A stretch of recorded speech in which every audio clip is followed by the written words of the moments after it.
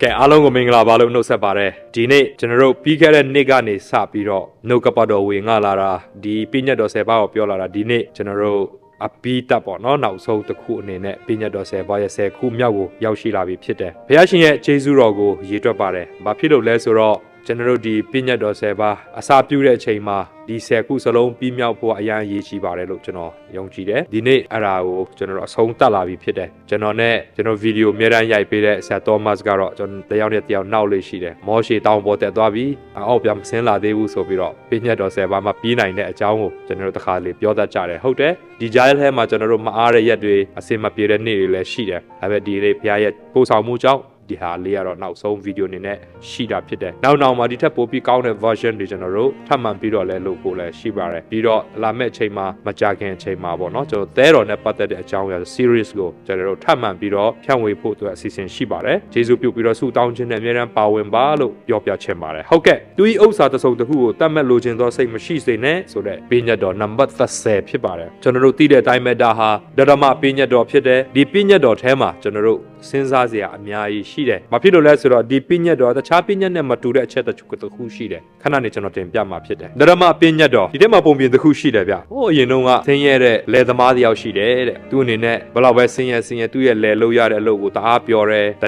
တနစ်လှုပ်စားတနစ်ကောင်းမွန်စားရတယ်။ဒါပေမဲ့သူ့ရဲ့အိမ်နီးချင်းတွေကနေသူ့ရဲ့မြေပေါ်မှာစိန်တရုံသွားတွေ့တယ်တဲ့။အဲ့ဒီကနေသူ့အနေနဲ့သူ့ကိုပြောပြတယ်။စိန်တုံးတွေကျွန်တော်တို့ပတ်ဝန်းကျင်မှာရှိနေတယ်လို့ပြောတယ်။အဲ့ခါကျတော့အဲ့ဒီလယ်သမားကနေ့လဲအိတ်လို့မရနေ့လဲအလုပ်လုပ်မရညလဲကောင်းအိတ်လို့မရအဲ့ဒီစိန်ကိုစိတ်ထဲမှာထားပြီးတော့ဟာငါဒီစိန်သာရရင်ငါတစ်သက်လုံးလဲလှုပ်ရှားမလို့တော့ဘူးဆိုတဲ့စိတ်သူ့မှာရှိတယ်တဲ့တစ်သက်လုံးပျော်လာခဲ့တဲ့သူ့ရဲ့စိတ်ကအဲ့ဒီစိန်ကြောင့်စပြီးတော့ပြဿနာတက်ပြီးတော့သူ့ရဲ့စီးစိန်တွေအကုန်လုံးသူရောင်းချလိုက်တယ်တဲ့သူ့ရဲ့လယ်တွေအကုန်လုံးရောင်းပြီးတော့အဲ့ဒီစိန်ကိုစပြီးတော့ရှာဖို့အတွက်ကြိုးစားတယ်တဲ့ဖြစ်ချင်တော့သူ့ရဲ့နောက်ဆုံးထွက်တဲ့ထိသူစိန်ရှာလို့မတွေ့ဘူးတဲ့ပြီးတော့ပြဿနာတစ်ခုရှိတယ်နော်ဘာလဲဆိုတော့အဲ့ဒီဝတ်ထားတဲ့တခြားစိန်တွေပေါ့နော်အများကြီးရှိသေးတဲ့ဟာတွေကဖြစ်ချင်တော့သူ့လယ်ထဲမှာမြုပ်နှံနေတယ်ဆိုတာone net စရာအော်စရာတွေ့ခဲ့ရတယ်တဲ့တကယ်လို့ဒါသူဟာသူ့ရဲ့လယ်နဲ့သူရောင်ရဲပြီးတော့သူ့လယ်ထဲမှာပဲသူရှာခဲ့မယ်ဆိုရင်တော့အဲ့ဒီစိန်ရကောင်းရလိမ့်မယ်ဒါပဲဖြစ်သူ့ရဲ့လောဘကြီးမှုရောက်လာတဲ့အခါမှာသူ့မှာရှိပြီးသားဖြစ်တဲ့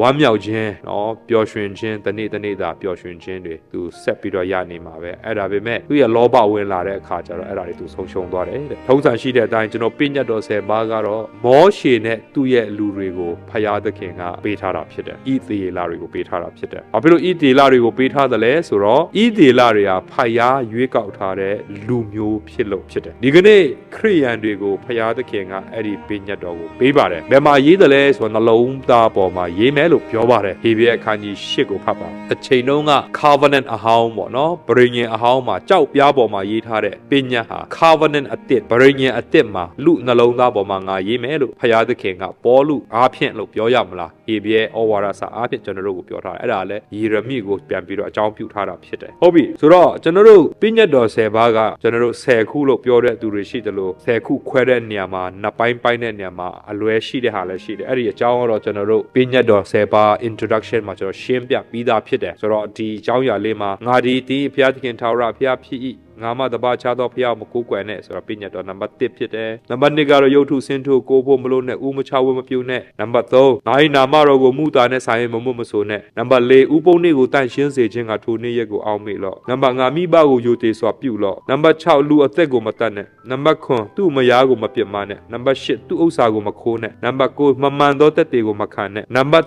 10သူ့မယားကိုတတ်မှတ်လိုခြင်းသောစိတ်မရှိစေနဲ့သူ့ဥစ္စာကိုတတ်မှတ်လိုခြင်းသောစိတ်မရှိစေနဲ့လို့ကျွန်တော်တို့ဖတ်ရပါတယ်ဆိုတော့ကျွန်တော်ဒီဟာကိုဒီအကြောင်းအရာကိုတိနာတောင်ပေါ်မှာထွတ်မြောက်ကျမ်း20ငယ်စစ်ခုမှာပေးထားတာတွေ့ရပါတယ်ဒါပေမဲ့အဲ့ဒီမှာတိုင်ခင်ရှိသလားဆိုတော့ကပ္ပဦးကျမ်း3အငယ်6တတ်မှတ်တဲ့စိတ်ထွတ်မြောက်ကျမ်းခိုင်း18အငယ်21အဲ့ဒါတွေမှာတွေ့ရတယ်ဒါမတစ်မှာရောရှိလားဆိုတော့ရှိတယ်ယောမခွန်တွေမှာလည်းရှိတယ်ကျွန်တော်တို့တခြားကျမ်းတွေမှာလည်းရှိပါတယ်ဟုတ်ပြီဒီတတ်မှတ်သောစိတ်မကောင်းတဲ့ဟာကတိနာတောင်ကနေစတာမဟုတ်ဘူးကပ္ပဦးကလေးစတာဖြစ်တယ်ဒီနေ့ထိရှိတယ်ဖယားကသူ့ရဲ့ပလင်ပေါ်မှာထိုင်နေတဲ့၍တတ်မှ မဲ့သောစိတ်ကိုဖယားကမကြိုက်ဘူးဒါနေတော့မဲဆိုတာလေးကိုလည်းသိစေချင်ပါတယ်ထွေးမြောက်ကျမ်းခန်းကြီး20ငယ်16နဲ့တရားဟောကျမ်းခန်းကြီး9ငယ်21ဒါကပြည့်ညတ်တော်10ပါးရဲ့နောက်ဆုံးကျမ်းပိုက်လေးတွေဖြစ်ပါတယ်ထွေးမြောက်ကျမ်းမှာဆိုတော့ငယ်16ကနောက်ဆုံးကျမ်းပိုက်ဖြစ်တယ်ဒီမှာတော့ကျွန်တော်ထွေးမြောက်ကျမ်းခန်း20ငယ်16ကိုပဲအခြေပြုပြီးတော့ကျွန်တော်ရေးထားတယ်ဒါပေမဲ့21ကိုတော့ခန်းကြီး9တရားဟောကျမ်းခန်းကြီး9 21ကိုတော့ကျွန်တော်ဖတ်ပြပါမယ်ကိုနဲ့ဆက်ဆိုင်သောသူဤအိမ်ကိုတတ်မှတ်လိုခြင်းသောစိတ်မရှိစေနဲ့ဆိုတော့ထွေးမြောက်ကျမ်းထက်မှာတော့အိမ်ကိုဦးစားပေးပြီးရေးထားတယ်ကိုနဲ့ဆက်ဆိုင်သောသူဤမယားသူဤကျွန်ယောက်ျားမိန်းမနွားမြဲမဆ၍ကိုနဲ့ဆက်ဆိုင်သောသူဤဥစ္စာတစုံတစ်ခုကိုများတတ်မှတ်လိုခြင်းသောစိတ်မရှိစေနဲ့ဟုမိန့်တော်မူ၏တဲ့ဒီစကားမှာကျွန်တော်တေချာကြည့်လိုက်ရင်အိမ်ရောမယားရောမိန်းမရောကျွန်တွေရောနွားတွေရောဥစ္စာတွေရောပေါ့နော်ဒီဥစ္စာတွေအကုန်လုံးကိုလူတစ်ယောက်ရဲ့ပိုင်ဆိုင်မှုထဲမှာထည့်ထားတယ်ဆိုတာတွေ့ရတယ်ဒါကတော့သူတို့ရဲ့ culture ပေါ်မှာမူတည်ပြီးတော့ဘုရားသခင်သူရဲ့ culture ပေါ် shift ပြီးတော့ရေးတာဖြစ်နိုင်တယ်ဟုတ်ပြီတရားဟောကျမ်းခန်းကြီး9ငယ်21မှာဘာကိုဦးစားပေးရေးတယ်လဲဆိုကိုနဲ့ဆက်ဆိုင်သောသူဤမယားကိုတတ်မှတ်သောစိတ်မရှိစေနဲ့မယားနဲ့စတယ်ကိုနဲ့ဆက်ဆိုင်သောသူဤအိမ်လေယာကျွန်ယောက်ျားမိန်းမနွားမြဲမဆ၍ကိုနဲ့ဆက်ဆိုင်သောသူဤဥစ္စာတစုံတစ်ခုကိုများတတ်မှတ်လိုခြင်းသောစိတ်မရှိစေနဲ့ဟုမိန့်တော်မူ၏လို့ရေးထားပါတယ်ဒီနှစ်ခုစလုံးကတော့အစာသားတွေကတော့အတူတူပါပဲဒါပေမဲ့တရားဟောရာကျမ်းခန်းကြီး9အငယ်21မှာတတ်မှတ်တဲ့စကားနဲ့ပတ်သက်ပြီးနှလုံးထပ်ထားတာကျွန်တော်တွေ့ရတယ်ခဏနေကျွန်တော်အနေငယ်ရှင်းပြပေးမယ်ဟုတ်ပြီဆိုတော့ဒီနှစ်ခုစလုံးကတော့ပြောထားတဲ့ဝေါ်ဟာရတွေပေါ့နော်တနည်းအားဖြင့်မတတ်မဲ့ရမယ့်ဟာတွေအကုန်လုံးကိုအတူတူပဲတွေ့ရပါတယ်ဆိုတော့ကျွန်တော်တနည်းအားဖြင့်ကြည့်မယ်ဆိုရင်လူပါတယ်တရိษံပါတယ်တက်ရှိပါတယ်တက်မဲ့ပါတယ်ပေါ့နော်ဆိုတော့တက်မဲ့အဲမှာသူဤဥစ္စာတစုံတစ်ခုကိုမြတ်လို့ပြောတယ်ဆိုတော့ဥစ္စာတစ်ခုပြီးတစ်ခုပြောမယ်ဆိုရင်ဥယေတအားများမယ်ပေါ့နော်အဲ့အတွက်ကြောင့်ဥယေမများအောင်လို့လူထဲမှာဆိုရင်တော့မိန်းမပါမယ်ကျွန်ယောက်ျားကျွန်မိန်းမပါမယ်ပြီးတော့အခြားတရိษံထဲမှာဆိုရင်တော့သူတို့စေခိုင်းလို့ရတဲ့တရိษံတွေပါမယ်ဟုတ်ပြီသူများနွားသရှင်အရာအလုပ်လုပ်နိုင်လဲသူများဟာလိုချင်တဲ့လူလည်းရှိတတ်တယ်ပေါ့နော်ကျွန်တော်ခဏနေကျမ်းစာထဲကဥပမာလေးတွေလည်းကျွန်တော်3-4ခုလောက်ကျွန်တော်ပြောသွားမှာဖြစ်ပါတယ်ဟုတ်ပြီဆိုတော့ဟေဘရဲဝေါ်ဟာရ covet ဆိုတဲ့တတ်မှတ်ခြင်းဆိုတဲ့စကားလုံးက chamet လို့ခေါ်ပါတယ်အဲ့ဒီ chamet ကဒီထွတ်မြောက်ကျမ်းခန်း20ငယ်16မှာတွေ့ရတဲ့စကားလုံးဖြစ်ပါတယ်ဒီစကားလုံးကိုအဓိပ္ပာယ်ပြန်ရမယ်ဆိုရင် to strongly desire တအားကိုလိုချင်တဲ့ဟာကိုပြောတာဖြစ်တယ် take pleasure in အဲ့ဒီမှာစီးစိမ်ခံတယ်လို့ပြောမလားဒါမှမဟုတ်ရမက်ခံတယ်လို့ပြောမလားဒါမှမဟုတ်ရင်เนาะ all lust after something ပေါ့နော်တခုခုကိုသတ်မှတ်တယ်အရာတခုခုရဲ့နောက်ကိုလိုက်ပြီးတော့သတ်မှတ်တယ်ဆိုတဲ့အဓိပ္ပာယ်မျိုးဆောင်ပါတယ်ဒီစကားလုံးကိုယ်တိုင်ကအရာနှစ်ခုကိုတနည်းအားဖြင့်သုံးလုံးချင်တဲ့နေရာမှာအပြုတ်သဘောဆောင်တဲ့နေရာမှာအမှန်နဲ့အပြစ်သဘောဆောင်တဲ့နေရာမှာနှစ်ခုစလုံးမှာသုံးလုံးလို့ရတဲ့အကြောင်းကိုကျွန်တော်သိရပါတယ်ဥပမာကပောက်ချက်ခန်းကြီး1အငယ်9ကိုဖတ်တဲ့အခါမှာတစ်ပင်ကိုကောင်းမကောင်းတည်ကျွမ်းရအပင်ကိုပြောတဲ့အခါမှာအစဲလာ၍စားပွဲကောင်းသောဆိုတဲ့စကားလုံးကိုသုံးလုံးထားတယ်ဆိုတော့ကြည့်ရတာကအကောင်းသဘောမျိုးနဲ့ပြောတာဖြစ်ပါတယ်အဲ့ဒီမှာအဲ့ဒီစကားလုံးမှာအစဲလာ၍စားပွဲကောင်းသောဆိုတဲ့ ပေါ့နော်လိုစီဖြစ်စေခြင်းနဲ့ဖြစ်ခြင်းတဲ့အရာအရန်ပျော်ခြင်းပျော်စရာကောင်းတဲ့အရာမျိုးအဲ့မှာ chamet ဆိုတဲ့စကားလုံးသုံးထားပါတယ် chamet လို့ခေါ်မလားမသိဘူးเนาะနောက်တစ်ခုကတော့ထွေးမြောက်ကျမ်း20ငယ်16မှာကျွန်တော်တွေ့ရတဲ့စကားလုံးเนาะအဲ့ဒါကတော့ sinful desire ပေါ့အပြစ်နဲ့ပြည့်တဲ့လိုချင်တဲ့တတ်မှတ်တဲ့စိတ်တတ်မှတ်လိုချင်သောစိတ်မရှိနဲ့လို့ပြောတာကိုတယောက်ယောက်ကိုဟာမဟုတ်တဲ့ဟာတယောက်ယောက်ပိုင်တဲ့ဟာမတော်ဥစ္စာလည်းဖြစ်နိုင်တယ်အထူးသဖြင့်ဥစ္စာကိုပြောနေတာဖြစ်တယ်သူရဲ့ဂုံတရင်လည်းဖြစ်နိုင်တာပဲเนาะသူများဟာကိုကလိုချင်တာတတ်မှတ်တာသူများရဲ့ဘွဲ့သူများရဲ့ degree တွေလည်းသူများရဲ့ဂုဏ်နာမယ်ကြော်ကြားမှုတွေလည်းဖြတ်ချင်တယ်လို့လည်းရှိတတ်တယ်ပေါ့နော်ဒါတွေလည်းအကုန်လုံးပါရင်ပါလိမ့်မယ်ဟုတ်ပြီနောက်တစ်ခုကတော့တရားဟောအကျမ်းခန်းကြီး9ငယ်21ထဲကစကားလုံးကိုကျွန်တော်ပြန်ကြည့်မယ်အဲ့ဒီထဲမှာတော့ခုနက chamet ဒါမှမဟုတ် comet ဆိုတဲ့စကားလုံးရဲ့အပြင် ava ဆိုတဲ့စကားလုံးလည်းထပ်သုံးထားသေးတယ်ဆိုတော့ပထမ chamet ကတော့ကျွန်တော်တို့ခုနထွေးမြောက်ကျမ်းနဲ့တူတယ်ဆိုတော့ထပ်ပြီးရှင်းပြစမလို့ ava ဆိုတဲ့စကားလုံးက to crave to long for to wish greedily နော်လောဘကြီးစွာနဲ့လိုချင်တဲ့ဟာဖြစ်ချင်တဲ့ဟာတောင်းတတဲ့ဟာမျိုးကိုပြောနေတာဖြစ်ပါတယ်အဲ့ဒီကြောင့်ဒီစကားလုံးနှစ်ခုစလုံးကအနုတ်လက္ခဏာဆောင်တဲ့စကားလုံးတွေကိုထပ်ခါပေါ်ပြခြင်းတာလည်းဖြစ်ပါတယ်ဟုတ်ပြီတမတ်လိုခြင်းစိတ်ဆိုတာဘာလဲပေါ့နော်တမတ်လိုခြင်းစိတ်ဆိုတာကအတွင်းပြဿနာဖြစ်တယ်ဟုတ်ပြီဒီဟာလေးနည်းနည်းရှင်းပြခြင်းတယ်ကျွန်တော်တို့ပညတ်တော်10ပါးကိုကျွန်တော်နှစ်ပိုင်းလို့ရတယ်ပထမတစ်ပိုင်းကဖျားနဲ့ဆက်ဆိုင်သောအပိုင်းဒုတိယတစ်ပိုင်းကလူချင်းဆက်ဆိုင်တဲ့အပိုင်းဖြစ်ပါတယ်ဖျားနဲ့ဆက်ဆိုင်တဲ့အပိုင်းမှာစိတ်ပိုင်းဆိုင်ရာငါးမတဘာချသောဖျားမကိုးကွယ်တဲ့ဆိုစိတ်ပိုင်းဆိုင်ရာပေါ့နော်ကိုးကွယ်မှုဆိုစိတ်ပိုင်းဆိုင်ရာ ပြီးတော့ရုပ်ထုစင်းထုကိုကိုဖို့မလို့တဲ့ဥမချဝဲမမျိုးဆိုတော့မြင်နိုင်တဲ့အရာပေါ်မှာကြင်ကြံခြင်းအကျင့်သဘောစိတ်ပိုင်းရုပ်ပိုင်းပြီးတော့နှုတ်ပိုင်းဖရားရဲ့နာမတော်ကိုမူတာနဲ့ဆိုင်ရမမွတ်နဲ့ဆိုတော့နှုတ်ဆိုတော့စိတ်ပိုင်းဆိုင်ရာအကျင့်ဆိုင်ရာနှုတ်ပိုင်းဆိုင်ရာပြီးတော့ဥပုံနေ့ကိုစောင့်ရှောက်ခြင်းကတိုက်ရှင်းစေခြင်းကထိုနေ့ကိုအောက်မေ့လို့ဆိုတော့တစ်ခုခုကိုစောင့်ထိန်းတာဖြစ်တဲ့အကျင့်ပိုင်းဆိုင်ရာဖြစ်တယ်ဆိုတော့ရုပ်ပိုင်းဆိုင်ရာအကျင့်ပိုင်းဆိုင်ရာနှုတ်ပိုင်းဆိုင်ရာစိတ်ပိုင်းဆိုင်ရာအကုန်လုံးကိုပထမအပိုင်းမှာပေါ်ပြထားတယ်ဒုတိယပိုင်းကျွန်တော်တို့လူချင်းအပိုင်းမှာကျွန်တော်ကြည့်တဲ့အခါမှာကျွန်တော်ပြည့်ညတ်တော်နဲ့ပတ်သက်တဲ့အကြောင်းအရာကိုသင်ပေးဘူးတဲ့ဆရာမကျွန်တော်တို့ဗာပြောဘူးလေဆိုတော့ပြည့်ညတ်တော်ကိုစီတဲ့အခါမှာတဲ့လူချင်းနဲ့ပတ်သက်လာတဲ့ဟာစီတဲ့အခါမှာအရေးကြီးဆုံးကနေအရေးမကြီးဆုံးကိုသွားတယ်လို့မျိုးလူတွေကခံစားတယ်တဲ့ပြောချင်တာကပထမဆုံးကမိဘကိုယူသေးစွာပြုလို့ပြီးတော့မတ်တနဲ့သူ့မယားကိုမပြစ်မှားနဲ့မခိုးနဲ့ဆိုပြီးတော့ရေးထားတာကိုဆိုတော့ဒီဟာကိုစီကြည့်လိုက်တဲ့အခါမှာအရေးကြီးဆုံးကနေအမှု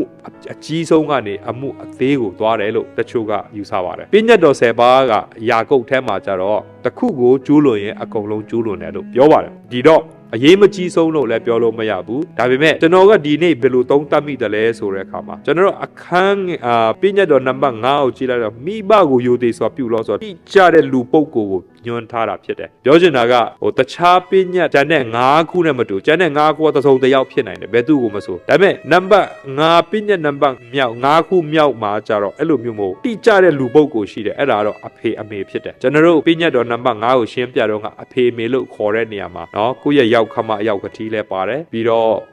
့ကျွန်တော်တို့ကိုမွေးစားတဲ့မိဘတွေလည်းပါတယ်လို့ကျွန်တော်ပြောပြီးပြီဖြစ်တယ်ဆိုတော့ဒါကိုကျွန်တော်အခြေသုံးမပြောတော့ဘူးဆိုလိုတဲ့သဘောကတော့နံပါတ်5ကတော့တိကျတဲ့ပုံကိုပါတယ်ဟုတ်ပြီကျန်တဲ့ဟာကိုကျွန်တော်နည်းနည်းကြည့်ရအောင်ပထမဆုံးက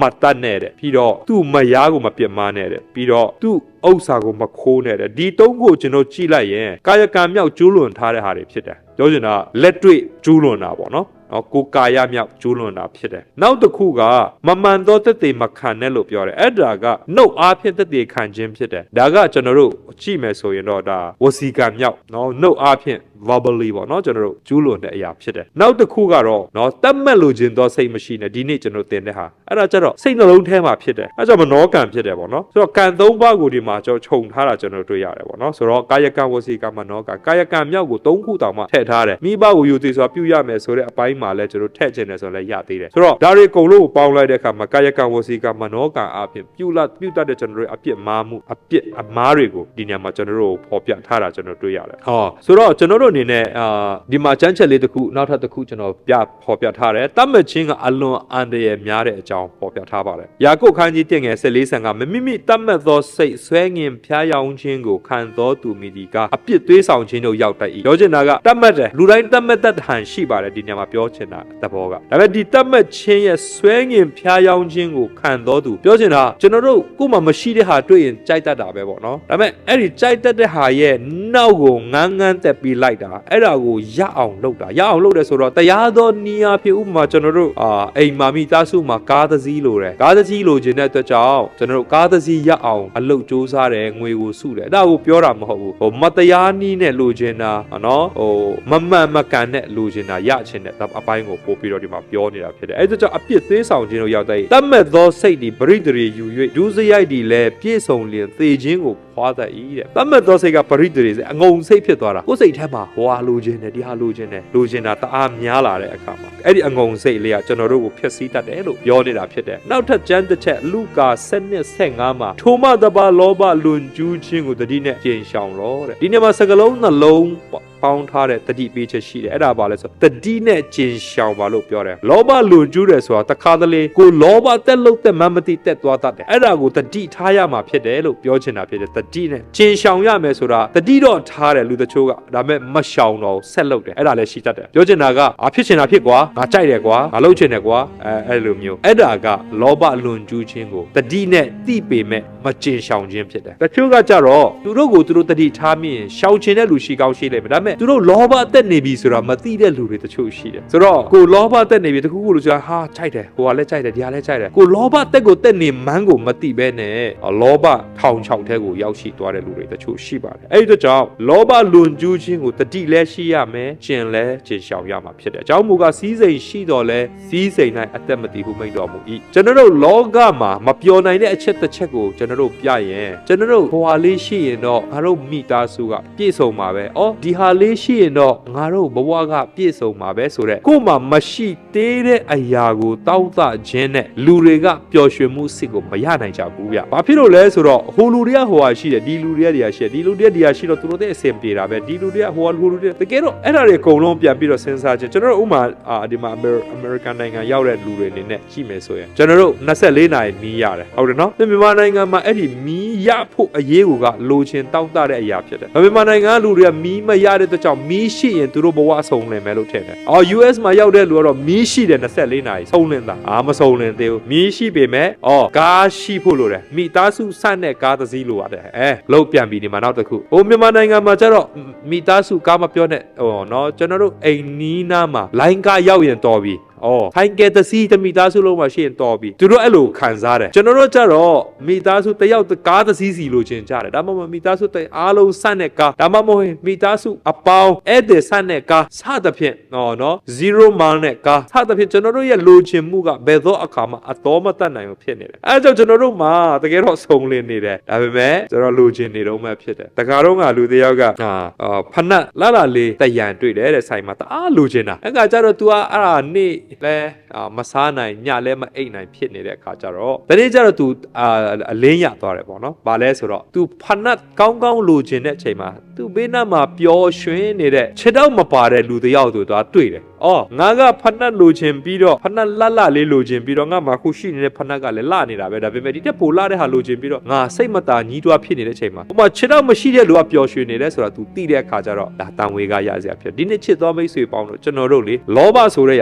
တော်မတတ်နိုင်တဲ့လောကရဲ့ကြီးစိန်ဥစ္စာတွေအဲ့ဓာတွေကဘယ်သောအခါမှစုံလင်သွားပြီးပြည့်စုံသွားပြီးဆိုတာရှိမှာမဟုတ်ဘူးတချို့လူတွေကရှိမှလူမဲလို့စဉ်းစားတဲ့လူလည်းရှိတယ်ရှိမှလူမဲလူတွေဘယ်တော့မှမလူဖြစ်ဘူးဘာဖြစ်လို့လဲဆိုတော့သူတို့လိုချင်တဲ့ပမာဏသူတို့စီမှာဘယ်တော့မှမရောက်လာဘူးလေဟုတ်ပြီဒီတော့ကျွန်တော်တို့အနေနဲ့လောဘကိုတတိနဲ့ချင်းရှောင်ဖို့ရယ်လောကမှာရှိတဲ့စီးစိမ်ဆိုတာဘယ်တော့မှနော်ကျွန်တော်တို့အသက်ကိုမကယ်နိုင်ဘူးကျွန်တော်တို့ပျော်ရွှင်မှုအဆက်မပေးနိုင်ဘူးပေါ့နော်အဲ့ဒါလေးတခုသိစေချင်တယ်ဟုတ်ပြီကျွန်တော်ကျမ်းစာတဲ့ပုံပြင်၄ခုကိုပြောပြမယ်အတူလေးပါပဲဒါပေမဲ့အသေးစိတ်မပြောပြဘူးပေါ့နော်ဆိုတော့ဖယားသခင်ကအာရာနဲ့အေဝါကိုဖန်ဆင်းတယ်ဖယားကလူတစ်ယောက်ကိုဖန်ဆင်းတဲ့အခါမှာနော်ဘာမှမလိုချင်တော့တဲ့အခြေအနေနဲ့တော့မဖန်ဆင်းထားဘူးဗျပိုကောင်းတဲ့ဟာကိုလိုချင်တတ်တဲ့စိတ်နဲ့ဖန်ဆင်းထားတယ်ဒါပေမဲ့အဲ့ဒီလိုချင်တဲ့စိတ်ကအပြစ်တော့မဟုတ်ဘူးဒါပေမဲ့ဖယားကသားတဲ့ကြားထဲကနေချိုးပေါက်ပြီးတော့လိုချင်တဲ့ဟာကတော့စိတ်အပြစ်ဟုတ်တာဖြစ်တယ်ဆိုတော့ကောင်းကင်ဘုံမှာကျွန်တော်တို့အသက်ပင်ရှိမယ်တို့ပြီးတော့အနာရောဂါမဲ့စေဒီအရွက်တွေရှိမယ်တို့ကျွန်တော်ကြားဘူးကြားလိုက်မယ်เนาะအဲ့ဒါတွေကိုကျွန်တော်စားသုံးခြင်းအပြင်ပို့ပြီးတော့ညံထက်တာပို့ပြီးတော့တော်တာတွေရှိနိုင်တယ်လို့ကျွန်တော်မြင်တယ်ဒါပေမဲ့ဒါတွေကသတ်မှတ်တဲ့စိတ်မရှိပဲမဟုတ်ပဲနဲ့ရိုးသားစွာလိုချင်တဲ့စိတ်ပဲဖြစ်လိမ့်မယ်ပေါ့နော်တိုးတက်ချင်တဲ့စိတ်ဖြစ်တယ်ဒီနေ့ကျွန်တော်ပြောနေတာဒီသတ်မှတ်တဲ့စိတ်ဖြစ်ပြီးတော့ရိုးသားစ조사ပြီးတော့ပို့ပြီးတော့ထက်မြက်အောင်ပို့ပြီးတော့တော်အောင်လှုပ်ချင်တဲ့စိတ်ကိုကျွန်တော်အညွန့်ချိုးနေတာမဟုတ်ပါဘူးဟုတ်ပြီအေဝါကဖျားဖန်ဆင်းထားတဲ့အသီးကိုစားသောနေ့၌တင်တို့ဒီဒီမှာမွေရက်လိမ်လည်ခြင်းဖြစ်တယ်နော်ထိုအသီးကိုစားသောနေ့၌တင်တို့ဒီမျက်စိပွင့်လင်းလက်ကောင်းမကောင်းကိုသိ၍တဲ့မျက်စိပွင့်မယ်ကောင်းမကောင်းကိုသိမယ်မျက်စိလည်းကောင်းသွားမယ်အတိညာလည်းကောင်းသွားမယ်ဖျားသခင်ကဲ့သို့ဖြစ်မယ်ဆိုတော့အခုလက်ရှိရင်တဲ့ပို့ပြီးတော့မြင့်ချင်တယ်ဖျားကတော့သူတို့စားဖန်ဆင်းကြတဲ့သူတို့တဒံတော်နဲ့အညီလူကိုဖန်ဆင်းကြဆိုလို့လူဖယားတရနဲ့ညီပြီးသားဖြစ်တော့ဖယားကဲ့သို့ဖြစ်ချင်တယ်တနည်းအားဖြင့်ဖယားဖြစ်ချင်တာဖြစ်ပါလိမ့်မယ်ဘုရားသခင်တည်တော်မူဒီကိုဒီဟုမိမအားဆို၏ဖယားနဲ့ရန်တိုက်ပေးလိုက်တာဖြစ်တယ်ထိုပင်ဒီစားပွဲကောင်းခြင်းအစင်းလာခြင်းပညာတိုးတက်မှတိုးပွားစေလိုသောငါနှစ်သက်ဖွယ်သောအပင်ဖြစ်ခြင်းကိုမိမသည်မြင်လင်းဆိုတဲ့စကားလုံးကိုနည်းနည်းမှတ်ထားစေချင်ပါတယ်ပညာတိုးပွားစေတယ်ဘုရားသခင်ကဲ့သို့ဖြစ်တဲ့မျက်စိပွင့်မယ်ကောင်းမကောင်းကိုသိမယ်နှစ်သက်ဖွယ်သောအပင်လည်းဖြစ်တဲ့စားပွဲလည်းကောင်းတဲ့အစင်းလည်းလာတယ်အဲ့ဒါတွေအကုန်လုံးမြင်တဲ့အခါမှာအသီးကိုယူ၍စား၏ခင်ပွန်းအားလည်းပေး၍သူလည်းစား၏ဒီနေရာမှာဖယားကမသားထားဘူးဆိုရင်ပြဿနာမရှိဘူးဒါပေမဲ့အခုဖယားသားထားတဲ့အရာကိုလောဘတက်ခြင်းဖြစ်တယ်ဆိုတော့ကျွန်တော်တို့မျက်စိရဲ့နော်အာယုံမျက်စိရဲ့တတ်မှတ်ခြင်းကိုသူမကြော်လွှားနိုင်ခဲ့ဘူးဆိုတာကျွန်တော်တွေ့ရတယ်ဆိုတော့အပြစ်ဝင်လာတဲ့အခါကျတော့တလောကလုံးကအပြစ်သားတွေဖြစ်သွားပြီးတော့အပြစ်ရဲ့မျိုးဆက်တစ်ခုကိုအေဝါကတည်ထောင်လိုက်တာဖြစ်တယ်ဒီတော့ဘယ်တွေလာလဲဆိုတော့အဲ့ဒီတတ်မှတ်ခြင်းကနေအခြေခံပြီးတော့တတိတည်ပြီးတော့လာတဲ့ကိစ္စဖြစ်ပါတယ်ဒုတိယတစ်ခုကတော့အာခံကိစ္စကျွန်တော်ရင်တုန်းကသိတာကခိုးယူခြင်းလို့ကျွန်တော်တတ်မှတ်ထားတာဖြစ်တယ်ကျွန်တော်အာခံပုံပြင်ကိုပြောရင်ကျွန်တော်ကလေး လေးတွေကိုကျွန်တော်ပုံပြင်ပြောတဲ့အခါမှာခိုးယူခြင်းမကောင်းတဲ့အကြောင်းပြောတဲ့အခါမှာအာခန်ပုံပြင်ပြောပြတယ်တကယ်တော့အာခန်ရဲ့ဝန်ခံခြင်းမှာကြည့်တဲ့အခါမှာယောရှုမတ်စာခန်းကြီးခွန်ငယ်20နဲ့21မှာအာခန်ကဟုတ်ပါ၏တဲ့သူတို့အာခန်ကယေရီခေါကိုသိမ်းပိုက်တဲ့အခါမှာမောရှေကမာထားတယ်ယောရှုကမာထားတယ်နော်ဒီမြို့ကိုသိမ်းပိုက်တဲ့ဟာသူတို့မှာရှိတဲ့ပစ္စည်းတစ်ခုမှမယူရအောင်နော်အကုန်လုံးဖျက်ဆီးပြရမယ်ဒါမှမဟုတ်ရင်မဖျက်ဆီးတဲ့ဟာတွေကိုကျွန်တော်တို့ဘန္တာအနေနဲ့သိမ်းထားရမယ်လို့ပြောထားတဲ့ဟာကိုသူကနော်ယူတဲ့အခါကျသူတို့အာယိမြို့ကိုတွားတိုက်တဲ့အခါမှာရှုံးသွားတယ်အာယိမြို့ဆိုတာတကယ်တော့မြို့တေးလေးပဲရှုံးစရာအကြောင်းကိုမရှိဘူးအဲ့သူတို့ရှုံးသွားတဲ့အတွက်ကြောင့်ဘယ်သူအဖြစ်လဲဆိုတော့သူတို့လိုက်ရှာတဲ့အခါမှာအာခန်ပေါ်မှာကြာရောက်တယ်အာခန်ပေါ်မှာမကြာရောက်ခင်ဒီအာခန်ကဝန်ခံရင်ကောင်းတဲ့အာခန်မဝန်ခံဘူးဒါပေမဲ့သူ့စီမှာအဲ့ဒီမဲရောက်လာတဲ့အခါမှာတနည်းအားဖြင့်ဒီသူတို့ပေါ့မဲလုတ်ထားတာပေါ့နော်ကျွန်တော်အဲ့ဒီဝါရတလုံးမေ့နေတယ်အဲ့ဒီဟာလုတ်တဲ့အခါမှာသူ့စီကိုရောက်လာတဲ့အခါကျတော့အာခန်ကသူဝန်ခံတယ်ဟုတ်ပါ၏တဲ့ဣတိလအမျိုးကြီးဘုရားသခင်ထာဝရဘုရားကိုကျွန်တော်ပြစ်မှားပါပြီတဲ့ကျွန်တော်ပြုမိသောအမှုဟုမူကလူယူသောဥစ္စာတို့တွင်မြက်သောဘာဘူးလုံဝက်လုံငွေနှစ်ပိတ်သာရွှေတုံးအကျပ်90ကိုကျွန်တော်မြင်သဖြင့်တတ်မှတ်၍တင်းယူမိပါပြီတဲ့ကျွန်တော်အတွက်ကျွန်တော်သဲအတွင်းမြေ၌မြုပ်ထားလျက်ငွေဒီအောက်ဆုံး၌ရှိပါသည်ဟုယောရှုအားပြန်လျှောက်လေသူဘာတွေတွေ့လဲဆိုတော့ဘာဘူးလုံအဝက်သူတို့ကအဝက်စားတွေကတအားရှားတယ်ပေါ့နော်အဝက်တွေတွေ့လဲငွေနှစ်ပိတ်သာရွှေတုံးအကျပ်90ဗျာတွေမြင်တယ်အခုမြန်မာနိုင်ငံမှာမီးဘေးကြောင့်ဖြစ်စေငလင်ဘေးကြောင့်ဖြစ်စေနော်ငလင်လောက်တဲ့အိမ်တွေဘန်းတွေအိမ်အဆောက်အဦတွေပြိုတယ်မကယ်ခိုင်းဘူးဘာကြောင့်လဲအထက်ကလူတွေရှိတာတောင်မှမကယ်ခိုင်းဘူးတဲ့ဘာကြောင့်လဲသိလားအထက်မှာလူတွေကယ်လို့ရှိရင်အထက်မှာငွေတွေတွေ့မယ်ရွှေတွေတွေ့မယ်တွေ့ရင်အဲ့ဒီကယ်တဲ့လူတွေကသူတို့အိမ်ထဲမှာထည့်မယ်အဲ့ဒါကိုမပေးချင်တဲ့အတွက်ကြောင့်ပိုင်ရှင်တွေကလုံးဝမကယ်ခိုင်းပဲနဲ့လူသားအသေးခံသွားတဲ့ထက်ကဥစ္စာတွေကိုသူတို့ပြယူချင်တာကျွန်တော်တို့တွေ့ရတယ်ဟုတ်ပြီလူတွေကလည်းလူတွေပဲအဲ့လိုသွားကယ်တဲ့အချိန်မှာတွေ့နေတဲ့ပတ်စံတွေငွေတွေရွှေတွေတွေ့ရင်သူတို့အိမ်ထဲမှာထည့်တတ်တဲ့သဘောရှိတယ်ဟုတ်ပြီနော်အဲ့ဒါကြောင့်လဲလူတချို့ကအဲ့လိုအိမ်မီးလောင်တဲ့ဒုက္ခရောက်ပြီဆိုတော့ကဲတလူလူနဲ့ဟိုသူများပစ္စည်းတွေကိုတဲရင်နဲ့သူ့အိမ်ကိုတဲသွားတာမျိုးရှိတတ်တယ်ဟုတ်ပြီဒါတွေကလည်းပြဿနာပေါ့နော်ဆိုတော့ဒီနေရာမှာ तू ပြောတဲ့စကားလုံးနှလုံးကျွန်တော်မြင်သဖြင့်တတ်မဲ့၍ဆိုတဲ့စကားရှိတယ်မြင်ခြင်းနဲ့တတ်မဲ့ခြင်းခုနကအေဝါကလည်းမြင်တယ်ပြီးတော့ तू ကပြုလုပ်တယ်ကျိုးလွန်တယ်ဆိုတော့ဒီနေရာမှာမြင်ပြီးတော့တတ်မဲ့တဲ့စိတ်ကိုကျွန်တော်တို့ဒီနေရာမှာနောက်တစ်ခုတွေ့ရတယ်အဲ့ဒီတော့ဒီစကားလုံးမှာဒီထဲမှာကြည့်ရင်ဟုတ်ပါတယ်ဘာဘူးလုံးအဝတ်တွေငွေတွေရွှေတွေတွေ့တဲ့အခါမှာမြင်တဲ့အခါမှာတတ်မဲ့တဲ့စိတ်ကအလိုလိုနေရင်ပေါ်လာတယ်တတ်မဲ့တဲ့စိတ်ထိပေါ်လာတာပြဿနာမရှိဘူး तू သိမ်းယူလိုက်တဲ့ပြဿနာပိုပြီးကြီးသွားတာဖြစ်တယ်တနည်းအားဖြင့်ဒီစိတ်ထဲကနေ तू မရက်သွားပဲနဲ့ action လှုပ်ဆောင်တဲ့အဆင့်ထိဖြစ်သွားတယ်အေးဝလည်းမျက်စိနဲ့မြင်တယ်တကယ်တော့အဲ့ဒီအပင်ရဲ့စင်စားပွဲကောင်းတဲ့အလှတွေအကုန်လုံးကအဲ့ဒီနေ့မှမြင်တာမဟုတ်အရင်နေ့တွေကလည်းမြင်တာပဲဒါပေမဲ့မြင်တာပြဿနာမရှိဘူးတတ်မှတ်မိတာပြဿနာမရှိဘူးတတ်မှတ်ပြီးတော့နောက်ထပ်တစ်ဆင့်ပါလဲခူးပြီးတော့စားတဲ့အဆင့်ရောက်သွားတယ်အခုလဲတတ်မှတ်ပြီးတော့ကိုယ့်အတွက်မသိမ်းရဘူးလို့ပြောထားတာသွားပြီးတော့သိမ်းမိတဲ့အပြစ်ဖြစ်ပါတယ်အဲ့ဒီအတွက်ကြောင့် तू ဘာဖြစ်သွားတယ်လဲဆိုတော့ तू နဲ့သူ့အိမ်ထောင်မိသားစုကြောက်ခဲနဲ့ပေါက်တက်ခံရတယ်ပြီးတော့ခုနအာယိမြို့ကိုတိုက်တဲ့အခါမှာလူပေါင်း30ကျော်လောက်တည်သွားတယ်သူ့ကြောင့်တည်တာဖြစ်တယ်သူ့ရဲ့တတ်မှတ်မှုကြောင့်တည်သွားတာဖြစ်တယ်နောက်ထပ်တစ်ခုဒါဝိပြဿနာနှစ်ရာခိုင်7ကိုဖတ်တဲ့အခါမှာတကယ်ကိုမဖြစ်သင့်မဖြစ်ထိုက်တဲ့ပြဿနာကြီးတစ်ခုတက်သွားတယ်ဒါဝိဆိုတာငါနှလုံးသားပြီးရင်ဒါဝိပဲလို့ဘုရားသခင်ကအဲ့လောက်တင်စားပြီးတော့ချစ်တဲ့သူဖြစ်တယ်ဒါဝိတကယ်ကို sincere ပေါ့နော်ရိုးသားတော်သူလို့ကျွန်တော်သတ်မှတ်လို့ရတယ်ဒါပေမဲ့လည်းသူ့ဘဝမှာလည်းသူလည်းကြာရှုံးခန်းတွေနဲ့ရှိနေခဲ့ပါတယ်ဘယ်လိုရေးထားလဲဆိုတာငယ်နှစ်မှာနောက်တနေ့နာနဲ့နောက်တနေ့ညဦးရ၌ဒါဝိသည်လျောင်းဆက်ရာမှာထား၍နန်းတော်မိုးပေါ်ဇင်းကြံသွားစဉ်တွင်အလွန်အစင်းလာသောမိန်းမတယောက်ရေချိုးဒီကိုဘာဖြစ်လဲမြင်တော်မူ၏တဲ့ခုနကနော်အေဝါလည်းမြင်တယ်တဲ့ကျွန်တော်အေဝါမြင်တယ်ဆိုတာတတိထားမိလားကျွန်တော်ခုနပြောလိုက်တယ်မိန်းမဒီမြင်လင်နော်မိန်းမဒီမြင်တယ်ပြီးတော့ဒီအာခန်ကြတော့ကျွန်တော်မြင်တဲ့ဖြင့်မနောက်တစ်ခုကလည်းရေချိုးဒီကိုမြင်လင်မြင်တော်မူ၏တဲ့ထိုမိန်းမကပဲသူနိဟုစေလွ၍မေးမြန်းတယ်တဲ့ဣလျံသမီးဟိတ်တိလူဥရိယ၏မယားဘာတရှေဘဖြစ်ပါသည်သူများမယားဖြစ်တယ်အဲ့ဒါကြောင့်ခုနပြညတ်တော်မှာပြောလဲသူမယားကိုမတတ်မှတ်ရဟုတ်တယ်နော်သူမယားသူရဲ့သူများရဲ့ကျွန်ယောက်ျားကျွန်မိန်းမတရိษံပြီးတော့သူရဲ့ဥစ္စာတစုံတစ်ခုလို့ပြောတယ်ဆိုတော့သူများမယားဖြစ်နေတယ်သူမသိဘူးလားသိတယ်နော်ရှောက်လေတဖန်လူကိုဆေလွတ်တဲ့ဖြင့်ထိုမိန်းမကိုတဲ့ထံတော်တို့ခေါ်ခဲ့၍ရှက်တင်လေ၏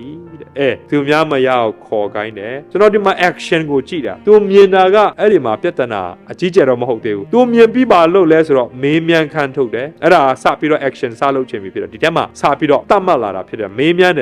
့အခါကျတော့သူသိပြီလေဥရိယမယားဖြစ်တယ်ဘယ်တရှိပါဖြစ်တယ်သိပြီတော်ပြီလေသူများမယားဖြစ်ပြီဆိုတာမတော်ဘူးသူများမယားဖြစ်တယ်ဆိုတော့သူသိတယ်တိချင်းနဲ့ပါလေလူကိုဆေလွတ်တယ်တဲ့ရှက်လည်းမရှက်ဘူးရှင်ဘရင်ဖြစ်ပြီးတော့သူများမယားကိုခေါ်ခိုင်းတယ်ကိုယ့်နဲ့ကိုသွားပြီးတော့လုံးမဲ့အပြစ်ကိုမရှက်မကြောက်ဘဲနဲ့သူ့အိမ်မှာသူ့ရဲ့နိုင်ငံသားအများဖြင့်ဒါဖရားရဲ့လူမျိုးတော့တယောက်ယောက်ကိုဆေလွတ်ပြီးတော့ထိုမိန်းမကိုထံတော်တို့ခေါ်ခဲ့၍သူ့စီမှာခေါ်ခဲ့တယ်ဟိုမျိုးသမီးကလည်းရှင်ဘရင်ဖြစ်တော့ဘာအကြောင်းကြောင့်ခေါ်လဲဆိုတော့လည်းမသိလို့လိုက်ခဲ့တာလည်းဖြစ်မယ်ရှက်တင်လေဤတဲ့သူ့စီရောက်တဲ့ခါကျတော့သူက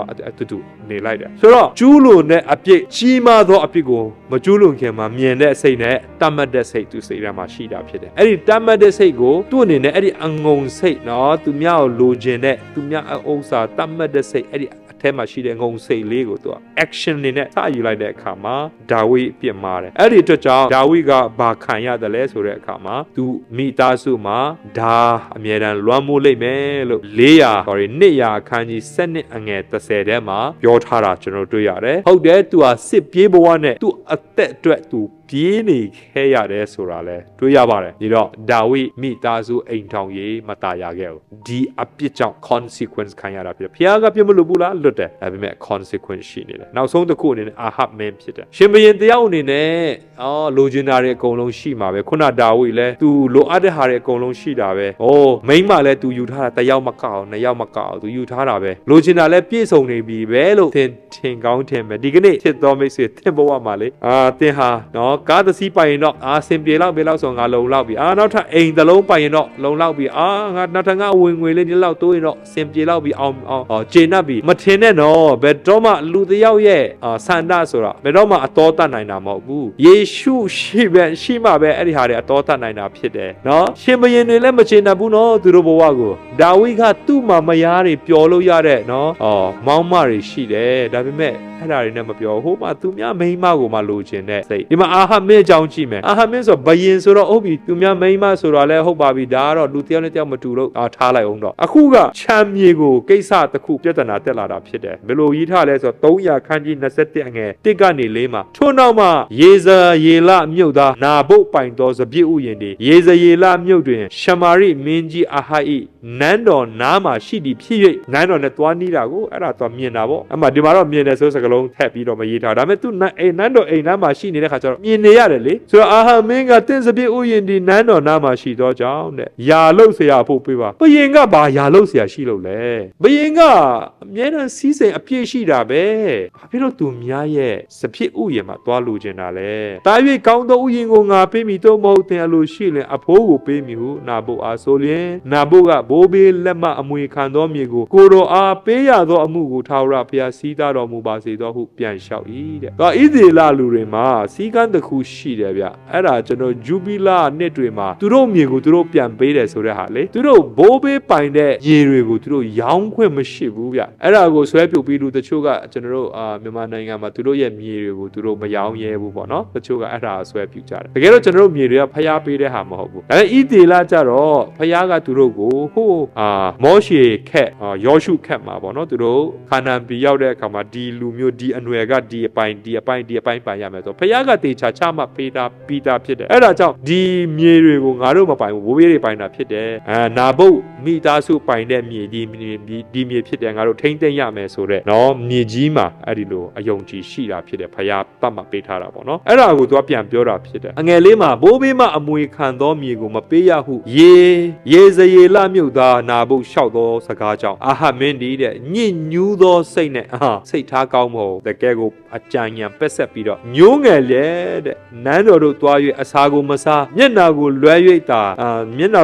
တလွန်ပေါ်မှာအိတ်လက်နေ၏တဲ့ဘယင်ဖြစ်ပြီးတော့စိတ်တွေကောက်ပြီးတော့ထမင်းတော်မစားနိုင်စားတော့မဝင်နိုင်ဆက်တော့မခေါ်နိုင်ဖြစ်တယ်ဘာကြောင့်လဲဥပမာသူများခြံတစ်ခုလိုချင်တာရှင်ဘယင်တယောက်ကျွန်တော်တို့ရှင်ဘယင်တွေလဲမြေကြီးလိုချင်တယ်နော်ရှင်ဘယင်တွေလဲကျွန်တော်မြန်မာနိုင်ငံကိုတစ်ချက်ကြည့်လိုက်အောင်စီးစိမ်တွေတုံးလို့မကုန်နိုင်အောင်ရှိနေတဲ့ခေါင်းဆောင်တွေနောက်ထပ်စီးစိမ်နောက်ထပ်မြေကွက်တွေ လိုချင်သေးတယ်ဘာလို့တော့မှလဲလူတွေကစီးစိမ်တကူပြီးတကူလိုချင်တာအခုမှတော့မဟုတ်ပါဘူးအာဟမင်းလည်းရှိခဲ့ပါတယ်ဒါပေမဲ့ကောင်းသောရလတ်ကိုရသလားသူ့ဇနီးယေဇဗေလကနော်ဇီဇဘဲကမြင်တဲ့အခါမှာဘာဖြစ်လို့ဘယင်ဖြစ်ပြီးတော့မျက်နှာညှိုးငယ်နေရလဲဆိုတော့နာဘိုးပိုင်တဲ့စပြည့်ဥယျာဉ်ကိုလိုချင်ပါတယ်ဆိုအမလေးဒါလေးနဲ့လွယ်လေးပဲဆိုပြီးတော့နော်တက်တေခံမာယုံနဲ့တက်တေခံတွေခေါ်ပြီးတော့မာယုံဆိုတက်တေခံခိုင်းပြီးတော့နာဘိုးကိုခဲနဲ့ပေါက်တက်ပြီးတော့သူ့အမြေကိုသိမ်းပြီးတော့ပိုင်တယ်ဒါပေမဲ့ဘာခံရတယ်လဲဖယားသခင်ကအဲ့ဒီအာနာအလွဲသုံးစားမှုကိုအရေးယူခဲ့တယ်ဆိုတာကျွန်တော်တို့တွေ့ရတယ်ဟုတ်ပြီဒါလည်းတတ်မှတ်လိုချင်တဲ့စိတ်ရှင်ဘရင်ဖြစ်ပါလေနဲ့သူများမြေကွက်ကိုလိုချင်တဲ့စိတ်ဖြစ်ပါတယ်ဟုတ်ပြီဆိုကျွန်တော်စိတ်နှလုံးပြဿနာကျွန်တော်ပုံပြင်နေကြည့်တဲ့အခါမှာနော်အေဝါကတားမြစ်ထားတဲ့အပင်ရဲ့တီးကိုစားခြင်းတယ်လူသားတိုင်းကြရှုံးစေတဲ့အရာဖြစ်ပေါ်လာတယ်သူစားလိုက်တဲ့အတွက်ကြောင့်ပေါ့နော်အာခံကတော့ရွှေတွေငွေတွေအဝတ်အစားတွေလိုချင်တယ်ဒီနေ့ရွှေငွေနဲ့အဝတ်အစားကိုတအားလိုချင်တဲ့လူတွေရှိကြလားအများအားဖြင့်ဒါကိုလိုချင်ကြတယ်နော်အဲ့ဒီအခါကျတော့နော်မျိုးသမီးတွေဆိုရင်တော့အဝတ်အစားတွေအိမ်မှာတောင်းလို့ရလို့ပုံနေတာအဲ့ဒါတောင်မှဝတ်เสียမရှိဘူးလို့ပဲပြောနေတယ်တကယ်တော့အဝတ်စားအစ်စ်တွေဝယ်တာထက်ဝိတ်ချဖို့ပိုရေးကြည့်လိုက်မယ်ပေါ့နော်ဘာဖြစ်လို့လဲဆိုတော့ဝိတ်မချတဲ့ခါကျဝယ်ထားပြီးသားအင်ဂျီတွေဝတ်လို့မဆန့်တော့ဘူးလေမဆန့်တော့အစ်စ်တွေဝယ်အစ်စ်ကလည်းဝယ်လို့မကုန်နိုင်အောင်ဖြစ်နေဘာဖြစ်လို့လဲဆိုတော့ဝိတ်ကတဖြည်းဖြည်းကြီးလာတဲ့အခါဟုတ်ပြီဆိုတော့ဝိတ်ကလေးထိမ့်ပေးပါဒါဆိုအင်ဂျီအစ်စ်တွေဝယ်เสียမလို့ငငယ်တော့ကအင်ဂျီတွေပြန်ဝတ်လို့ရလိမ့်မယ်ပေါ့နော်ဂျာပေးခြင်းနဲ့သူတို့ရွှေတွေငွေတွေနဲ့အဝတ်အစားတွေကိုတတ်မှတ်လို့ခြင်းတဲ့အတွက်ကြောင့်သူတို့မိသားစုကမြအသေးခံရတယ်သူတို့ဆစ်ရှုံးခဲ့ရတယ်ဆိုတော့ဒါဝိခမရှင်ဘရင်ဖြစ်ပါလေနဲ့မောင်းမတွေနော်ကိုရန်ကိုလုတ်တော်တွေအများကြီးရှိနိုင်တယ်မရလဲတယောက်နဲ့ယောက်ထက်အပိုရှိတယ်ဒါနဲ့လည်းမရောက်ရဲဘူးသူများမိမကိုမှလိုချင်တယ်အဲ့ဒီအတွက်ကြောင့်သူ့ရဲ့မိသားစုပြဿနာအကြီးကျယ်တက်ပြီးတော့သူ့မှာစစ်ပြေးဘဝနဲ့ရှင်ဘရင်ဒိတ်ကျဲရှင်ဘရင်ဂေါလက်ကိုနိုင်တဲ့ရှင်ဘရင်သူ့သားရန်ကနေထွက်ပြေးရတယ်ဘလောက်ရှက်စရာနဲ့ဘလောက်အားငယ်တိတ်ငယ်စရာကောင်းတယ်လဲဖယားဘိတ်တိတ်ပေးတော်သူကမှသားကတတ်ဖို့ကြိုးစားတယ်ဆိုတာတိတ်ကိုနော်ရာဇဝင်ရိုင်းတဲ့အရာဖြစ်ပါတယ်ဆိုတော့ဒါကဘယ်နေလာလဲလိုချင်တတ်မှတ်တဲ့စိတ်နှလုံးရဲ့ပြဿနာဖြစ်တဲ့အာဟပ်ကြတော့သူများသူ့အိမ်နီးချင်းရဲ့စပြစ်ဥယျာဉ်ကိုလိုချင်တဲ့ပြဿနာဖြစ်တဲ့ဖယားစီကနေတရားစီရင်ခြင်းကပြောသူ့မိသားစုတွေအကုန်လုံးတေချေရတယ်သူ့မိန်းမလည်းအိမ်ပေါ်နေချခံပြီးတော့ခွေးရစားတယ်သူလည်းတေခံရတာပဲဖြစ်တယ်ဒါတွေအကုန်လုံးကြည့်တဲ့အခါကျတော့တတ်မှတ်လိုချင်သောစိတ်ဆိုတာကနော်တခုခုဖျားပေးထားတဲ့အရာနဲ့ရောက်ရဲခြင်းတဲ့ပိုလိုချင်နေတဲ့စိတ်ဖြစ်ပါတယ်နောက်တစ်ခုအနေနဲ့ပြောမယ်ဆိုရင်ဖျားသခင်ကျွန်တော်တို့ကိုထောက်ပံ့ပေးတယ်အမြဲတမ်းကျွန်တော်တို့ကူညီပေးတယ်ဆိုတာကိုမယုံကြည်တဲ့စိတ်ဖြစ်တယ်တနည်းအားဖြင့်ပြောမယ်ဆိုဖျားကကျွန်တော်တို့ကိုအမြဲတမ်းထောက်ပံ့ပေးတဲ့သူဖြစ်တယ်ဒါကိုကျွန်တော်အဲ့ဒါနဲ့မရောက်ရဲနိုင်ဘူးနောက်ထပ်လိုချင်တဲ့အရာဖြစ်တယ်ဆိုတော့ဖျားကကျွန်တော်တို့ကိုလူချင်းချစ်စေခြင်းနဲ့ဖယားကိုချစ်စေခြင်းနဲ့ကျွန်တော်တို့ကလူချင်းတဲ့ဖယားတဲ့ဥစ္စာတွေကိုပို့ပြီးတော့ချစ်တယ်ငွေတွေရွှေတွေအဝတ်အစားတွေကျွန်တော်တို့တအားလိုချင်ကြတာဖြစ်တယ်အိမ်တွေကားတွေတအားလိုချင်ကြတာဖြစ်တယ်ဒါတွေဘယ်ကနေကျွန်တော်တို့ရတာလဲဆိုတော့ကျွန်တော်တို့ပတ်ဝန်းကျင်မှာရှိတဲ့လူတွေလုပ်တဲ့အရာကိုကျွန်တော်တို့လိုချင်ကြတာဖြစ်တယ်တဲ့နော်ဆိုတော့လူတွေရဲ့စိတ်နှလုံးပြဿနာကိုကြည့်တဲ့အခါမှာဒီဟာတွေအကုန်လုံးကကျွန်တော်အတွင်းစိတ်ကနေဖြစ်ပေါ်လာတဲ့အရာတွေရလဒ်တွေပဲဖြစ်ပါတယ်အဲ့ဒါကြောင့်ကျွန်တော်တို့ဘာကိုပြင်ရမလဲဆိုတော့ကျွန်တော်စိတ်နှလုံးကိုပြင်ဖို့လိုအပ်တာဖြစ်တယ်ခဏနေကျွန်တော်အဲ့ဒါဆက်ပြီးသွားမယ်တိတိအခန်းကြီး6ငယ်30ထဲမှာအကြောင်းမူကားငွေကိုတတ်မှတ်ခြင်းဒီမကောင်းသောအမှုအပေါင်းတို့တွင်မူလအမြင့်ဖြစ်သည်လူအချို့တို့ဒီငွေကိုတတ်မှတ်သောကြောင့်ယုံကြည်ခြင်းတရားလမ်းမှလွဲသွား၍ပူပန်ခြင်းဝေဒနာများနဲ့ကိုထုတ်ခြင်းခတ်အောင်ထိုးကြပြီးငွေလိုခြင်းလို့ဥပုပ်မဆောင်ကြဘူးငွေလိုခြင်းလို့မတရားသောအမှုကိုလုပ်တယ်ငွေလိုခြင်းလို့မတရားသောဆုံးဖြတ်ချက်ကိုဆုံးဖြတ်တယ်ငွေလိုခြင်းလို့ဖြစ်တယ်ဆိုတော့ဒီငွေကိုတတ်မှတ်ခြင်းဟာလည်းစိတ်နှလုံးထဲကနေလာတာဖြစ်တယ်ဒီငွေရှိရင်ဘာလို့ရလဲမျက်စိနဲ့မြင်သမျှကျွန်တော်တို့ဒီကနေ့စုံစမ်းခြင်းသိများတယ်ကျွန်တော်တို့ဖုန်းကလေးပွတ်လိုက်ရင်ကြော်ညာတွေဝင်လာတယ်ကျွန်တော်တို့မလိုချင်တဲ့ပစ္စည်းတွေ discount တွေ့ရင်ဝယ်တယ်လိုချင်မဲ့ပစ္စည်းတွေလည်းအစ်တွေရှာတယ် window shopping လို့ပြောပြီးတော့ပတ်စံမရှိတဲ့အချိန်မှာသွားပြီးတော့နော်ဆိုင်တွေကိုသွားပြီးတော့ကုန်တိုက်တွေကိုသွားပြီးတော့လိုက်ကြည့်တယ်ငါပတ်စံတစ်နှစ်ရှိရင်ငါဘယ်ဟာဝယ်ရမှာလဲအ ਨੇ ဆုံးမဝယ်ရရင်တောင်ထိရရင်တော်ပြီးသွားထိချတယ်နော်ထိကြတယ်တတ်မှတ်တဲ့စိတ်ကိုအစာ ကျွေးတာမျက်စိအစာသွားကျွေးတယ်ချို့ဆိုရင်လည်းမျက်စိအစာကျွေးတယ်လို့ပဲတိုက်ရိုက်ခေါ်ကြတယ်ကျွန်တော် window shopping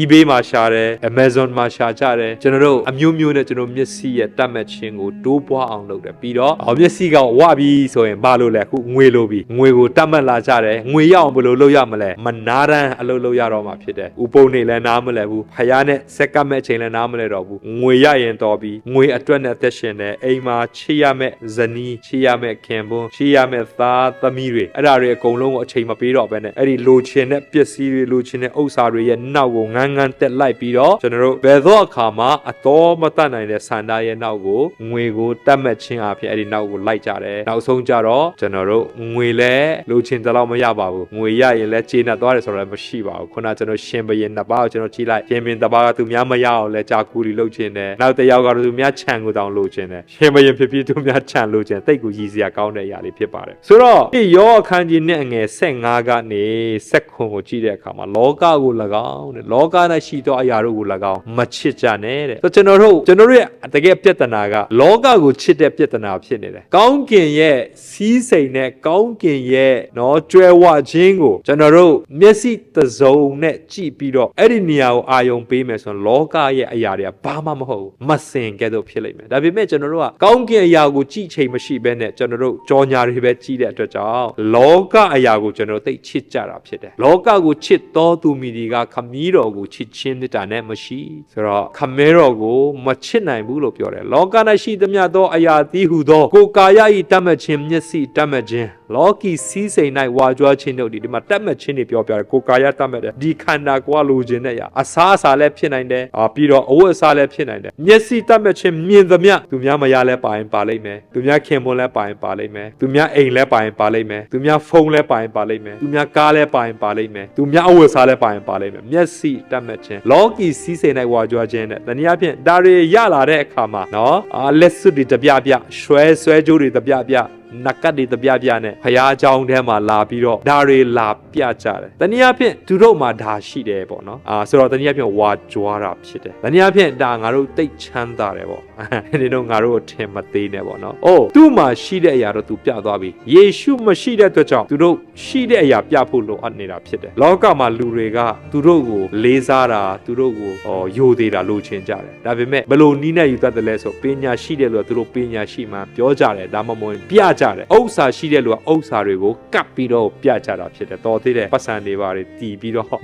လည်းပြင်းမှမဆွဲလာကြလို့လူတွေကအဲ့လိုပါပဲယေရှုရှိတဲ့လို့တော့နှိမ်ချခြင်းနဲ့ဖခင်ရဲ့စကားကိုနားထောင်ခြင်းနဲ့တက်ရှင်ရမှာဖြစ်တယ်ဟုတ်ပြီပြီးတော့ကိုယ်ကာယရဲ့တတ်မှတ်ခြင်းမျက်စိတတ်မှတ်ခြင်းဝါကြွားခြင်းစီးစိမ်နိုင်ပေါ့နော်ခမည်းတော်နဲ့မဆက်ဆိုင်ဘူးတဲ့လောကနဲ့သာဆက်ဆိုင်တယ်ဒါတွေအကုန်လုံးကခမည်းတော်နဲ့မဆိုင်ဘူးတဲ့ဒီကနေ့အဲ့ဒီလိုဝါကြွားတဲ့လူရှိရင်မယုံညင်ပါနဲ့ဖခင်နဲ့ပဲဖခင်နဲ့မဆိုင်ဘူးဒါလောကနဲ့ဆိုင်တဲ့အရာလို့ထားလိုက်ပါသင်အဲ့ဒီနဲ့မွန်းမှုထဲမှာမရှိနေဖို့သင်တက်ပဲရေးကြည့်တာဖြစ်တယ်เนาะအဲ့ဒီကိစ္စကိုတရားဟောဆရာတွေကเนาะပလင်ပေါ်ကနေဟောပေးပါလိမ့်မယ်လောကနဲ့လောကီတတ်မှတ်ခြင်းဒီရွေ့သွားကွယ်ပြောက်တတ်၏ပြောချင်တာကတော့ဒီလောကနဲ့လောကီတတ်မှတ်ခြင်းကတနေ့ကြရင်ပျောက်ဆုံးသွားမှာပါတဲ့တနည်းအားဖြင့်အဲ့လိုတတ်မှတ်တဲ့လူရောသူတို့တတ်မှတ်တဲ့ဥစ္စာတွေရောအကုန်လုံးတနေ့မှာပျောက်ကွယ်သွားမယ်တနေ့ပျောက်ကွယ်မယ်ဆိုတဲ့အခါမှာနှစ်မျိုးရှိနိုင်ပါတယ်တစ်ခုကတော့ကျွန်တော်တို့အသက်ကုန်ဆုံးသွားပြီဆိုရင်အဲ့ဒါတွေမရှိတော့ဘူးလေနော်နောက်တစ်ခုကတော့တနေ့ကျရင်ဖယားရောက်လာလိမ့်မယ်ဖယားပြန်ကြွလာလိမ့်မယ်အဲ့ဒီချိန်မှာဒီလောကမှာရှိတဲ့ကျွန်တော်တတ်မှတ်တဲ့ဟာတွေအကုန်လုံးပျက်စီးသွားမှာဖြစ်တယ်ကျွန်တော်ငလင်ဘေးတွေနော်ပြီးတော့ဆူနာမီဘေးတွေလေပြင်းမုန်တိုင်းတိုက်တဲ့ဟာတွေမီးလောင်တဲ့ဟာတွေကျွန်တော်ကြည့်တယ်ဥပမာကျွန်တော် Los Angeles မှာ Hollywood တောင်မီးလောင်တယ်သူတို့ရှိသမျှရှာသမျှဖွေသမျှအကုန်လုံးမီးထဲမှာပါသွားတယ်ဝါကြွားစရာဘာရှိလို့လဲကျွန်တော်တို့မြန်မာနိုင်ငံမန္တလေးကိုဒေသကိုအခြေပြုပြီးတော့ငလင်လှုပ်သွားတယ်ကျွန်တော်ကြည့်တဲ့အခါမှာသူတို့တီဆောက်ထားတဲ့တက်လုံးရှာဖွေပြီးတော့စုဆောင်းထားတဲ့ငွေနဲ့ဆောက်ထားတဲ့အကုန်လုံးမိနစ်တွင်းပဲအကုန်လုံးပြိုကျပြီးတော့ဘယ်လို့မှသူတို့အဲ့ဒီဥစ္စာကသူတို့အသက်ကိုပြန်တောင်းရန်ရှာသေးတယ်ဆူနာမီတွေကြည့်တဲ့အခါမှာနော်ကားတွေရေထဲမှာပါသွားတာမသိရင်ကော်ကားလေးတွေကျနေတာပဲကားတွေအိမ်တွေညောလိုက်တာမှလေပြင်းမုန်တိုင်းတိုက်တယ်ပျက်စီးတာမှမမင်းနဲ့တော့အဲ့ဒီလေပြင်းမုန်တိုင်းတိုက်ရာဒေသတစ်ခုလုံးအပျက်စီးအကျော်အကျန်တွေနဲ့ပဲကျွန်တော်ကြည့်တဲ့အခါကျလောကစီးစိမ်ဆိုတာဘာမှမဟုတ်ပါလားဆိုတော့ကျွန်တော်တို့တာဝေကရကြတာအားများတယ်ဒါပေမဲ့ဖယားသားသမီးတွေကဒါတွေကိုတတ်မဲ့နေတော့ဖြစ်မယ်ဆိုရင်ဒီကနေ့ကျွန်တော်တို့ပြင်ဆင်ဖို့လိုအပ်တာဖြစ်တယ်ဖယားသခင် ခင်အလိုတော်နဲ့အညီကျင့်တော်သူမိတွေကနှိမ့်စထာဝရတည်ဤတဲ့ဒီမှာအလိုတော်နဲ့အညီကျင့်တော်သူလို့ပြောတယ်မျက်စိတတ်မှတ်ခြင်းကိုယ်ကာယတတ်မှတ်ခြင်းလောက၌စီးစိမ်ဝါကြွားခြင်းမလုပ်ဘဲနဲ့ဖယားအလိုတော်နဲ့ညီကျင့်ဆောင်ဖို့လိုအပ်တဲ့အကြောင်းကိုဒီမှာကျွန်တော်တို့ဖော်ပြထားတာဖြစ်ပါတယ်ချုပ်ချာစကားဟုမူကားတဲ့ဘုရားသခင်ကိုကြောက်ရွံ့၍ပြည့်ညတ်တော်တို့ကိုစောင့်ရှောက်ကြလောတဲ့ကျွန်တော်ဒီနေရာမှာဘုရားသခင်ကခုနကကျွန်တော်တို့ပြောတဲ့မျက်စိတတ်မှတ်ခြင်းကိုယ်ကာယတတ်မှတ်ခြင်းလောကီစီးစိမ်၌ဝါကြွားခြင်းတတ်မှတ်ခြင်းတွေရှိနေသေးတဲ့၍ကျွန်တော်တို့လောကမှာလည်းပျက်စီးမယ်ဒါပေမဲ့ဖယားတရားစီရင်ခြင်းလည်းခံမှာဖြစ်တယ်ဘယ်လိုလူတွေတရားဖယားတရားစီရင်ခြင်းခံမလဲဆိုတော့အချုပ်ချာစကားကဖယားသခင်ကိုကြောက်ရွံ့ရမယ်ပြည့်ညတ်တော်ကိုစောင့်ရှောက်ရမယ်ဒီနှစ်ချက်ပဲတဲ့ဤ၍ကလူနဲ့ဆိုင်သောအမှုရာလုံးစုံကိုချုပ်ချသည်အကြောင်းမူကားဖယားသခင်ဒီခတ်သိမ်းသောဝတ်ထားခြင်းမှစ၍အလုံးစုံသောအမှုကောင်းမကောင်းရှိသမျှတို့ကိုစစ်ကြော၍တရားသဖြင့်စီရင်တော်မူလက်တဖယားတရားစီရင်ခြင်းရောက်မယ်တဲ့ခတ်သိမ်းသောဝတ်ထားခြင်းဆိုတာတင်သိကလေးလှုပ်ထားတဲ့သူများမသိဘဲနဲ့တင်လူများရဲ့နောက်ွယ်မှာလှုပ်ထားတဲ့ဝတ်ချင်းတရားပေါ့နော်တနည်းအားဖြင့်လူမသိအောင်လုပ်ထားတဲ့အရာတွေတင်ကျင့်တဲ့အရာတွေအကုန်လုံးစစ်ကြောခြင်းတနေ့ရောက်လာမယ်တရားစီရင်ခြင်းတနေ့ရောက်လာမယ်တင်ကျင့်သမျှအကုန်လုံးဘူးပေါ်တယ်လို့ပေါ်မှာဖြစ်တယ်ဒါဟာတနည်းအားဖြင့်ကာယကံမြောက်တင်ကျူးလွန်တဲ့အရာတွေကိုပြောတာဖြစ်တယ်ဒုတိယတစ်ခုကျွန်တော်ကြည့်ရအောင်တင်ဝစီကံအရာနှုတ်အားဖြင့်စကားအားဖြင့်ပြောသမျှကိုတရားစီရင်အောင်မယ်တဲ့မဿဲ7:36မှာငါဆိုဒီကလူတို့ဒီအကျိုးမဲ့သောစကားကိုပြောသမျှအတွက်တရားဆုံးဖြတ်သောနေ့၌စစ်ကြောခြင်းကိုခံရကြလက်တန်တင်စကားများအားဖြင့်တင်ဒီအပြစ်လွတ်လိမ့်မည်စကားပြောတာကောင်းရင်တော့လွတ်မှာပေါ့မပြောတာမကောင်းဘူးဆိုတော့မလွတ်ဘူးပေါ့တနည်းအားဖြင့်စကားပြောတာနဲ့စီရင်ခြင်းခံမှာဖြစ်တယ်ဟုတ်ပြီနောက်ဆုံးတစ်ခုစိတ်နှလုံးအကြံစီထို့သောပြုလျင်မောင်မိုက်၌ဝတ်ထားသောအရာတို့ကိုပွင့်လင်းစေ၍မောင်မိုက်၌ဝတ်ထားလို့ဆိုတော့စိတ်ထဲမှာတူထားတာအပြင်တော့မပြောဘူးမလုပ်ဘူးဒါစိတ်ထဲမှာတူထားတယ်မကောင်းကြံထားတဲ့ဟာရှိတယ်စိတ်နှလုံးအကြံစီများကိုထင်ရှားစေလက်တန်သောဘုရားသခင်ဘုရားကြွလာတော်မမူမီတိုင်အောင်အဘယ်အမှုကိုများအဆုံးအဖြတ်မစီရင်ကြနဲ့ဒီနေ့လောဆယ်လူတယောက်ကဒီလိုစကားသခုံးပြောတယ်ဒီတယောက်ကဒီလိုစကားပြောတယ်နားထောင်လိုက်ရင်ဒီတယောက်ပြောတာကမကောင်းဒီတယောက်ပြောတာကောင်းတယ်ဒီတော့ဒီအကောင်းတဲ့လူကိုကျွန်တော်တို့အနိုင်ပေးမယ်ဒါကကျွန်တော်လူတဘာဝဖြစ်တယ်ဒါပေမဲ့နှစ်ယောက်စလုံးရဲ့အတွင်းထဲမှာဘာရှိတယ်လဲဆိုကျွန်တော်တို့မသိရဘူးဒီမကောင်းဘူးလို့ဆိုထင်တဲ့လူကပွင့်လင်းမှန်ကန်နဲ့သူတကယ်ပြောတယ်ရိုးသားနဲ့သူပြောတယ်အပြိုကောက်ချစ်တဲ့စိတ်မရှိဘူးဆိုပါစို့ဒါပေမဲ့ဒီအကောင်းပြောတဲ့လူဒါပေမဲ့တကယ်တော့စိတ်ထဲမှာအရန်ကောက်ချစ်နေတဲ့လူရှိတယ်အဲ့ဒီနှစ်ယောက်စလုံးပြောတဲ့ဟာကျွန်တော်ကြားတဲ့အခါမှာတခါတရားစီရင်တတ်တယ်အဲ့ဒီအမှုကိုကျွန်တော်မသိရအောင်ဘာဖြစ်လို့လဲစိတ်နှလုံးအကြံစီများကိုထင်ရှားစေလက်တန်တော့ဘုရားသခင်ကြွလာတော်မမူမီတိုင်းအောင်အဘယ်အမှုကိုများအဆုံးဖြတ်မစီရင်ကြနဲ့မဆုံးဖြတ်နဲ့အောင်ဘာဖြစ်လို့လဲဘာမှကျွန်တော်တိတိကျကျမသိဘူးစိတ်နှလုံးအကြံစီကျွန်တော်မသိဘူးတဲ့ကြွလာတော်မူသောအခါအတီးတီးတို့ဒီဘုရားသခင်ချီးမွမ်းတော်မူခြင်းကျေးဇူးတော်ကိုခံရကြလက်တန်တဲ့ဆိုတော့ဘုရားကြွလာတဲ့အခါမှာဘုရားချီးမွမ်းခြင်းကိုခံရမယ်လို့ပြောပါတယ်ဆိုတော့ဒီနေ့မှာစိတ်နှလုံးအကြံစီမထင်ရှားသေးတဲ့ကာလရှိတယ်ဒါပေမဲ့ဘုရားတော့သိတယ်အဲ့ဒီအတိုင်းတရားစီရင်မယ်ဒါဝစီကံမြောက်ကျွန်တော်တို့ကျူးလွန်တဲ့အရာတွေပေါ်မှာဘုရားစီရင်မယ်အကြောင်းဖြစ်ပြီးတော့ဘုရားကတရားစီရင်မှာဖြစ်တဲ့အတွက်ကြောင့်ကျွန်တော်တို့ကာယကံဝစီကံမနောကံကိုကျွန်တော်ဘုရားအလိုတိုင်းရှိနေဖို့အရေးကြီးတာဖြစ်တယ်အဲ့တော့ဘုရားရဲ့ဖြည့်ရှင်းချက်ကိုကျွန်တော်သိဖို့လိုရတယ်ခုနကကျွန်တော်ပြောတဲ့စိတ်နှလုံးကညစ်ညူးတဲ့အကြောင်းစိတ်နှလုံးအကြံစီကမကောင်းတဲ့အကြောင်းအဲ့ဒီစိတ်နှလုံးကိုပြင်တတ်တာကကိုရီးယားဆရာဝန်တွေတရုတ်ဆရာဝန်တွေမြန်မာနိုင်ငံဆရာဝန်တွေမဟုတ်ပါဘူးစိတ်နှလုံးကိုအသစ်ပြုပြင်ပတ်တတ်တာဘုရားသခင်တာလင်ဖြစ်တယ်ရေစကြည်လ36-26မှာစိတ်နှလုံးအသစ်ကိုငါပေးမိသဘောအသစ်ကိုသွင်းထားမိစိတ်နှလုံးအသစ်ပေးတယ်ဆိုတာနှလုံးသားကို surgery လုပ်ဖို့တကယ် surgery လုပ်ဖို့ပြောနေတာမဟုတ်ပါဘူးသဘောအသစ်ကိုသွင်းမယ်လို့ပြောတာဖြစ်တယ်အရင်တုန်းကဒီဟာလောက်တာကနော်တတ်မှတ်တာကအပြစ်မဟုတ်ပါဘူးလို့မြင်တယ်ဒါပေမဲ့သဘောအသစ်ကိုရတဲ့အခါမှာအိုးတတ်မှတ်တ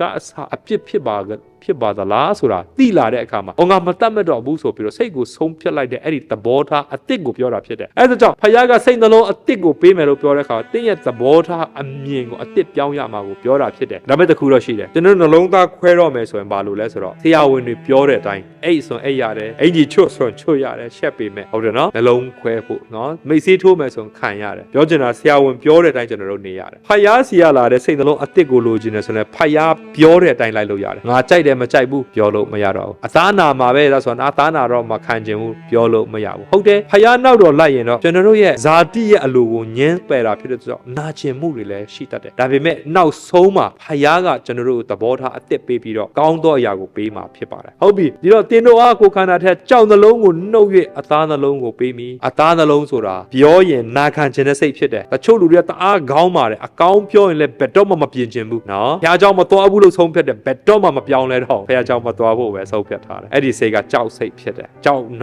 ှလုံးနဲ့ဖွဲ့ထားတဲ့စိတ်ဖြစ်တယ်ဒီနေ့ဖခင်အသင်ကိုအသားနှလုံးပေးခြင်းတယ်ဖခ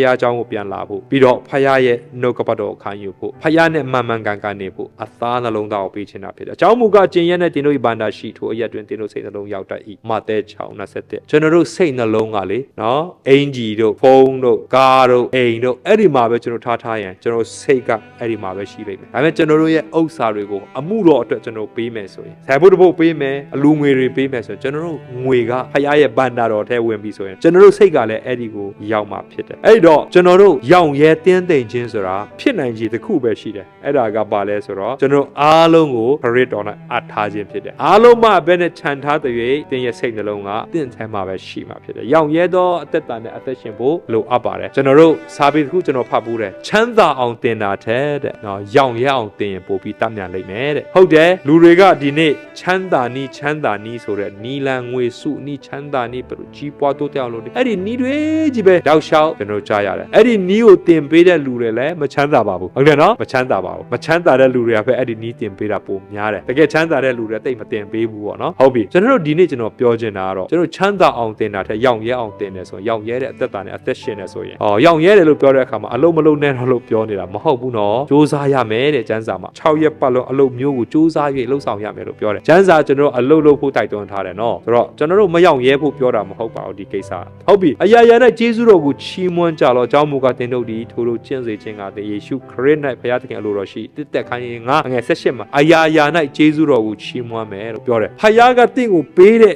ဇနီးအတွက်ဘုရားယေရှုတော်ကိုချီးမွမ်းပါတင့်ကိုဘုရားပေးတဲ့ခင်ပွန်းအတွက်ယေရှုတော်ကိုချီးမွမ်းပါအဲ့ဒါရောင်ရဲခြင်းဖြစ်တယ်ဘုရားတင့်ကိုပေးတဲ့သားသမီးအတွက်ဘုရားကိုယေရှုတော်ကိုချီးမွမ်းပါအဲ့ဒါလည်းရောင်ရဲခြင်းဖြစ်တယ်ဟိုသားသမီးတွေကျတော့အယမ်းလိမ်ပါတယ်ဟိုသားသမီးတွေကျတော့အယမ်းချစ်စရာကောင်းတယ်ငါကလေးကျတော့အဲ့လိုဖြစ်တယ်မပြောပါနဲ့ဘုရားပေးတဲ့အရာအတွက်ချီးမွမ်းလိုက်ပါဘုရားကတင့်ကိုရောင်ရဲခြင်းနဲ့တက်ရှင်စေခြင်းနဲ့ယေရှုတော်အရာရာ၌ချီးမွမ်းခြင်းနဲ့တက်ရှင်စေခြင်းနဲ့ကိုလောသဲ3ငယ်1ကနေနှစ်မှာအထက်ကဆိုခဲ့ပြီးဒီတိုင်းတင်တို့ဒီခရစ်တော်နဲ့အတူထမြောက်တော်မူသည်မှလျင်ဘုရားသခင်ရဲ့လက်ရတော်ဖက်မှာခရစ်တော်ဒီထိုင်နေတော်မူတော်မူရာအရ၌ရှိသောအထက်အရာတို့ကိုရှာကြလောခရစ်တော်ကိုရှာတယ်ခရစ်တော်ကိုချစ်တယ်ဆိုတော့ခရစ်တော်ဘယ်မှာရှိလဲဘုရားသခင်ရဲ့လက်ရတော်ဖက်မှာထိုင်တယ်အဲ့ဒါကိုကျွန်တော်တို့ကြည့်ရှုမယ်ဆိုရင်အထက်အရာကိုပဲကြည့်ရှုတာဖြစ်တယ်မြေကြီးပေါ်မှာရှိသောအရာတို့ကိုဆွဲလန်းသောစိတ်မရှိနဲ့အထက်အရာကိုသာစိတ်ဆွဲလန်းခြင်းရှိကြလောဒီကနေ့ကျွန်တော်တို့နှလုံးသားကျွန်တော်နှလုံးသားကတိတ်ကိုလိုချင်တာတွေတိတ်များတဲ့နှလုံးသားလေးဖြစ်တယ်နှလုံးသားတေးသေးလေးပဲလိုချင်တာတကဘာလုံးဖြစ်နေတယ်နော်ဒီတေးသေးလေးကတကဘာလုံးကိုလိုချင်တယ်တကယ်တော့တိတ်ပြီးတော့မတရားဘူးလို့ကျွန်တော်ပြောချင်ပါတယ်ဒီတေးသေးလေးကတကဘာလုံးကိုလိုချင်မရပါဒါပေမဲ့အထက်အရာကိုကြည့်ရှုမယ်ဆိုရင်ဒီတကဘာလုံးကိုဟိုအထက်ကနေပြန်ကြည့်တဲ့အခါတေးသေးလေးဖြစ်သွားတယ်အော်ကဘာချင်းဘာမှလိုချင်စရာမရှိပါလားဆိုတာဟိုအထက်ကနေရောက်နေတဲ့အာကာသကိုရောက်နေတဲ့လူတွေကဘာကိုကြည့်တေးသေးလေးပဲတဲ့ကျွန်တော်တို့ကကဘာကြီးကိုကြီးပဲမျက်စိကြတဲ့အခါကျတော့တအားကိုလိုချင်တဲ့တအားများညာဒီကနေ့ဖယားကိုမျက်မှောက်ပြုပါအဲ့ဒါဆိုရင်နေ့တိုင်းတင်အသက်ရှင်တဲ့အခါမှာကျေးဇူးတော်ချီးမွမ်းလာလိမ့်မယ်ဟိုတင်ခြေနှက်တဲ့အသက်တာရှိလာလိမ့်မယ်ပြီးတော့ထာဝရအသီးတဲ့ဥစ္စာတွေကိုတင်မျက်မှောက်ပြုလာလိမ့်မယ်ပြောချင်တာကတော့လောကမှာပျက်စီးမဲ့ယာယီတွေအတွက်တင်ရဲ့အချိန်နဲ့တင်ရဲ့ဘဝတစ်ခုလုံးတင်အဆုံးရှုံးမခံတော့ဘဲနဲ့ထာဝရအရာအတွက်တင်ရဲ့အချိန်တွေတင်အသုံးပြုလာမှာဖြစ်ပါတယ်ကျွန်တော်တို့လိုချင်တတ်မှတ်တဲ့စိတ်ကိုဖျောက်ဖျက်တဲ့အနေနဲ့မလုပ်ရတယ်ဆိုတော့ပေးလူရတာဖြစ်တယ်ဒီမှာအလူမြတ်မပေးတဲ့လူတွေကတအားလိုချင်တာအကုန်လုံးသူတို့စီမှာပဲသူများစီနေရဖို့ရ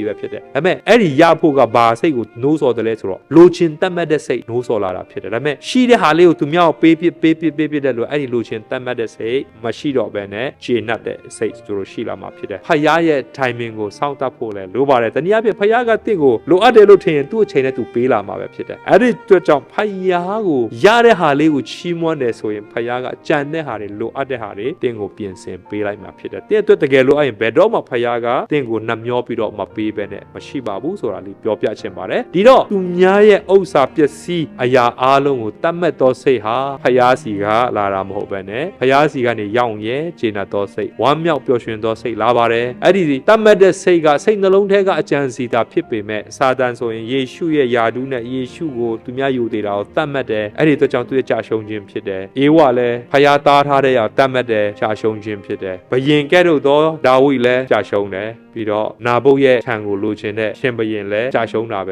ဲအာခန်လည်းအဝတ်အစားရွှေငွေကြောင့်ကြာရှုံးတာပဲဒီကနေ့တင်းရဲ့ဇလံတင်းရဲ့ဘဝအဲ့ဒီအရာနဲ့ကြာရှုံးစေမလားကိုကြာရှုံးတဲ့လူတွေကိုတင်ခန်းစာယူပြီးတော့ ယေရှုကိုပဲစေစေကြည့်ရှုမလားဆိုတာလေးကိုဒီနေ့သင်အနေနဲ့ဆုံးဖြတ်စေချင်ပါတယ်ကျွန်တော်တို့ပြည့်ညတ်တော်10ပါးအားလုံးကတော့ဖယားကိုချစ်ပါလူကိုချစ်ပါချစ်ချင်းမေတ္တာအရေးကြီးဆုံးဖြစ်တယ်ဖယားကိုချစ်ပြီးတော့ယေရှုကိုရှေ့ကြည့်ရှုနိုင်တဲ့အရာဖြစ်ပြီးတော့လောကအရာတွေမချစ်ပဲဖယားကိုချစ်နိုင်တော်သူဖြစ်ဖို့ဒီကနေ့ကျွန်တော်တို့နှုတ်ကပတ်တော်ကိုဒီမှာအဆုံးသတ်ခြင်းနဲ့အရောက်ချင်းစီတိုင်းအတွက်ဖယားသခင်တည်ဆောက်ဆရာဖြစ်ဖို့ကောင်းကြီးပေးပါစေယေရှုတင်ပါတယ်